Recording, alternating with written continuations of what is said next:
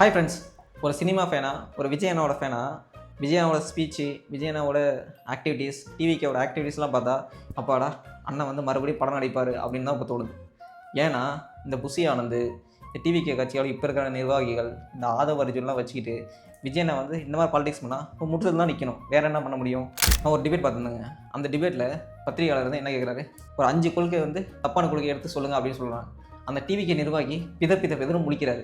பிஜேபியின் கொள்கையை எதெல்லாம் எதிர்க்கிறீர்கள் ஒரு 5 பாயிண்ட் சொல்லிருங்க. பிஜேபியோட அனைத்து கொள்கையும் நாங்க எதிர்க்கிறோங்க. அனைத்து கொள்கையும் எதிர்க்கிறீங்கன்னா இப்ப பிஜேபிக்கு எதிராக நேஷனல் லெவல்ல ஒரு பார்ட்டி கூட்டணி, இந்தியா அலைன்ஸ் மாதிரி ஒரு அலைன்ஸ் உருவாக்கி நிச்சயமா உருவாக்கும். இன்னொரு டிபேட் நினைக்கிறேன், புதிய தலைவர் டிபேட் நினைக்கிறேன். அந்த டிபேட்ல அங்க வந்து ஒரு டிவிக்கோட நிர்வாகி இருந்தார். அவர்கிட்ட வேங்கை வேல் பிரச்சனை வந்து இத்தனை நாளா இருக்குல்ல, டிவிக்கு வேங்கை வேலுக்காக என்ன பண்ணியிருக்கீங்க அப்படின்னு கேட்டால் அவரு அங்கே நாங்கள் வந்து இனிமேலுக்கு போவோம் அப்படின்னு சொன்னேன். அப்போ இத்தனை நாள் என்ன பண்ணீங்க அப்படின்னு கேட்டால் அவரும் அங்கே பிதர் முடிக்கிறாரு.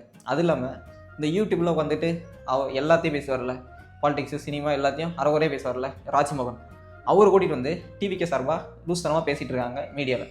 குடிக்கிற தண்ணியில் எங்கள் ஊர் பக்கத்தில் தான்.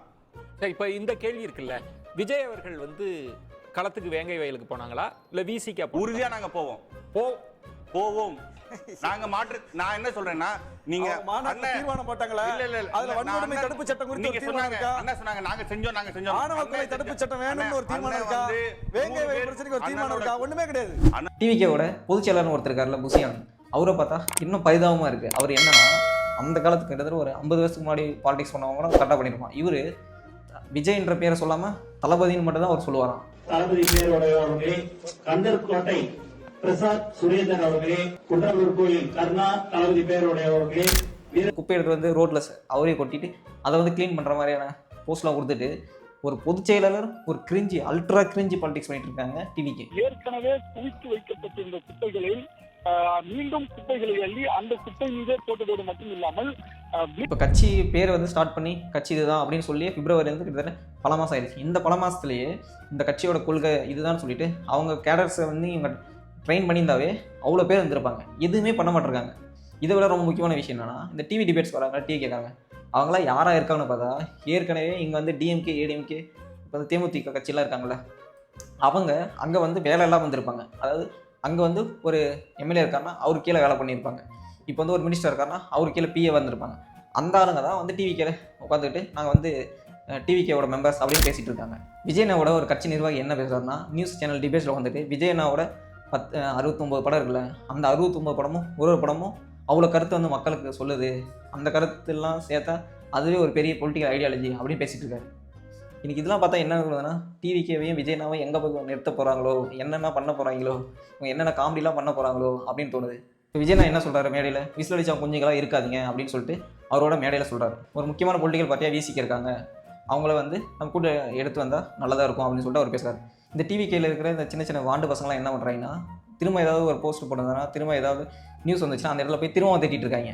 அவர் திரும்ப வேணும்னு சொல்லிட்டு தான், உங்கள் கூட்டணிக்கு வேணும்னு சொல்லிட்டு தான் அவர் பேசுகிறார். நீங்கள் எதுக்கு போய் திரும்ப திட்டிகிட்டு இருக்கீங்க? திருமணம் யார் உங்களுக்கு ஃபஸ்ட்டு தெரியுமா? அவருடைய போராட்டம் என்னன்னு தெரியுமா? அவர் எவ்வளோ காலம் வந்து போராட்ட அரசியல்லையும் ஓட்டு அரசியலையும் இருந்து என்னென்ன பண்ணியிருக்காரு உங்களுக்கு தெரியுமா? எதுவுமே தெரியாமல் திருமணவனை போட்டு அடிச்சிட்டு இருக்காங்க.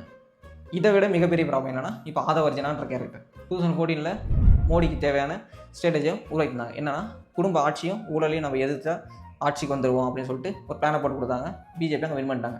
அந்த பிளான் எப்படி தமிழ்நாட்டில் ஒத்து போவோம்? குடும்ப ஆட்சின்ற ஒரே ஒரு கான்செப்டையும் ஊழல்ன்ற ஒரே கான்செப்டை வச்சு தமிழ்நாட்டில் நீங்கள் ஆட்சி பிடிச்சிட முடியுமா?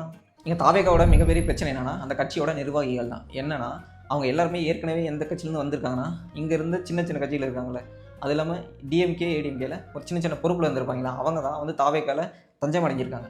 ஸோ இந்த மாதிரி வேறு கட்சியிலேருந்து தான் அவங்க கட்சிக்காரங்களுக்கு ஆளுங்க கொண்டு வந்து சேர்த்து கட்சியை ஓட்டிகிட்டு இருக்காங்களே தவிர, இவங்க புதுசாக வரவங்களுக்கு ஒரு ஐடியாலஜியை சொல்லி தந்து, கட்சியோட கொள்கைகளை சொல்லி தந்து, இங்கே இருக்கிற பாலிடிக்ஸை சொல்லி தந்து யாரையும் உருவாக்கவே கிடையாது. இதுவரையிலும் அதுக்கான ஸ்டெப்ஸ் எடுத்த மாதிரியும் சுத்தமாக தெரியவே கிடையாது. எனக்கு விஜயனா பார்க்கும்போது ரொம்ப பாவமாக தான் இருக்குது. ஏன்னா இந்த சுற்றி இருக்கிற இந்த கட்சி நிர்வாகிகள்ன்ற குளோன் கூட்டம், டிவிகேன்ற இந்த கட்சிகளோட தொண்டர்கள், இவங்க இந்த சுற்றி இருக்கிற இந்த ஆதவ அர்ஜுனான்ற இந்த பொலிட்டிக்கல் ஸ்ட்ராட்டஜி குரூப், இவங்க எல்லாரும் சேர்ந்து விஜயனாவை ஏதோ ஒரு முட்டுதலில் கூட்டிகிட்டு போய் நிறுத்தி அடிப்பாங்க தான் வைக்க போகிறாங்களோ அப்படின்றது தான் தோணுது.